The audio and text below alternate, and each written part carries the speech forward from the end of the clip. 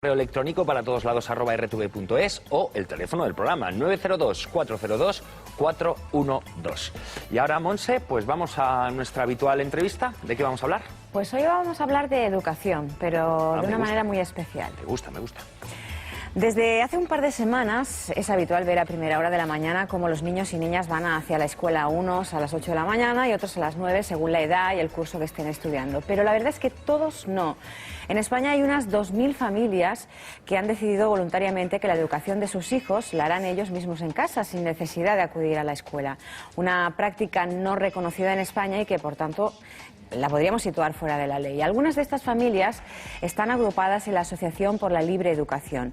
Hoy en Para Todos la Dos nos acompaña Laura Mascaró. Ella vive en Menorca, es favorable a la educación en casa y ha escrito este libro que habla sobre la cuestión educación y libertad. Muy buenas tardes y bienvenida, Laura. Buenas tardes, gracias. ¿Por qué han decidido renunciar a la escuela como método educativo de sus hijos y optan por el que es conocido como homeschooling?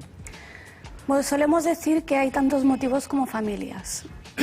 Algunos tienen motivos pedagógicos, motivos académicos, hay gente que tiene motivos, no me gusta usar la palabra ideológicos, pero sí de filosofía de vida.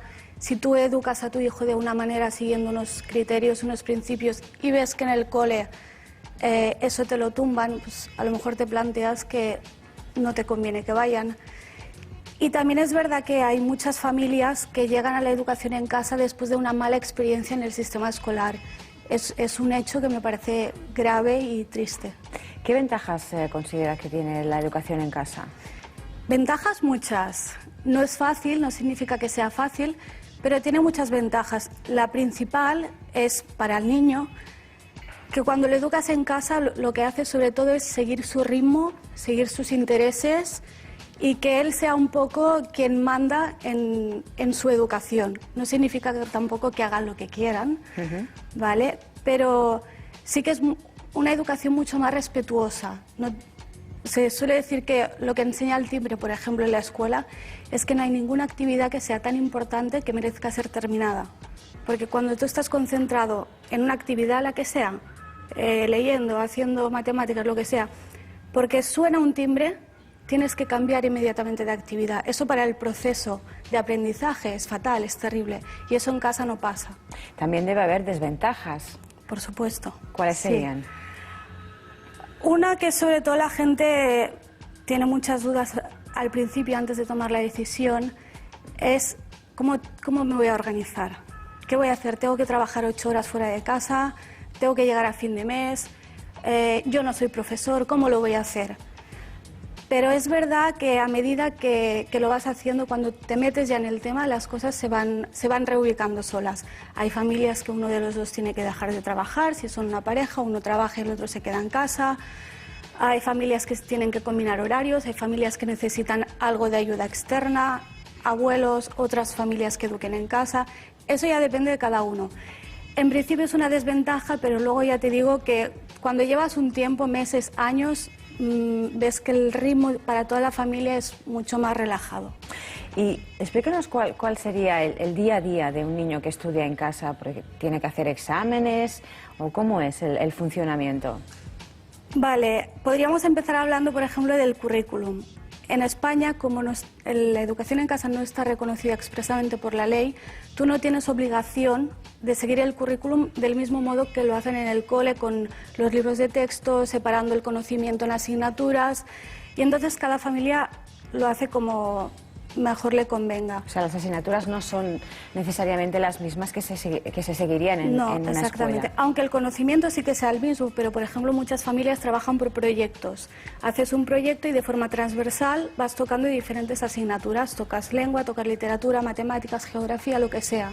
Pero no como asignaturas separadas, sino a través de proyectos. Es una opción, pero hay muchas otras. ¿Y qué pasa con estos niños, que imagino que lo sabrá dentro de vuestra asociación, de familias que los niños han llegado a cierta edad, que podrían acceder a la universidad, pero no tienen una titulación reconocida? Una de las cosas que estamos trabajando para conseguir desde la asociación, lo primero sería el reconocimiento legal expreso. Y lo segundo sería la posibilidad de que estos niños se puedan examinar por libre, lo que se llamaban exámenes libres, que ahora no se pueden hacer o se pueden hacer pero con penalización de edad. Por ejemplo, para examinarte por libre de la secundaria tienes que tener 18 años, pero si tú has ido al instituto a clases presenciales, con 16 años tienes la secundaria. Y eso es claramente una discriminación para la gente que se educa en casa, que muchas veces están preparados antes de esa edad.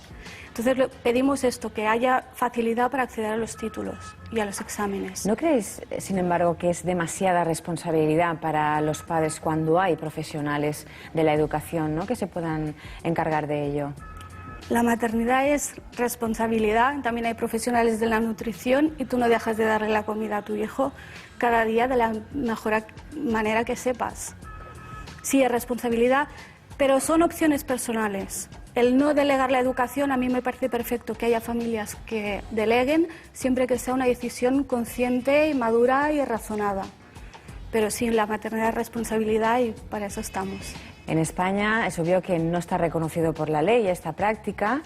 Nos consta que hay familias que tienen miedo a explicar en televisión, ¿no? Por ejemplo, en nuestro programa, pues que sus hijos los educan en casa, ¿no? ¿Cómo se convive con todo ello? Es un problema que tenemos en España porque, claro, al no estar... Siempre decimos que no es ilegal, educar en casa no es ilegal porque no hay ninguna ley que lo prohíba. Pero cuando, por ejemplo, desde la asociación, uno de nuestros objetivos es informar a las familias, cuando informamos a una familia no le podemos decir no es ilegal y dejarlo aquí, porque tienen que saber a lo que se exponen. Tienen que saber que, del mismo modo que no hay una ley que lo prohíbe, tampoco hay una ley que lo ampare, claramente. Entonces estamos en una situación de lo que se llama vacío legal. ¿Qué pasa? Que cuando tú educas en casa, muchas familias no tienen ningún tipo de problema.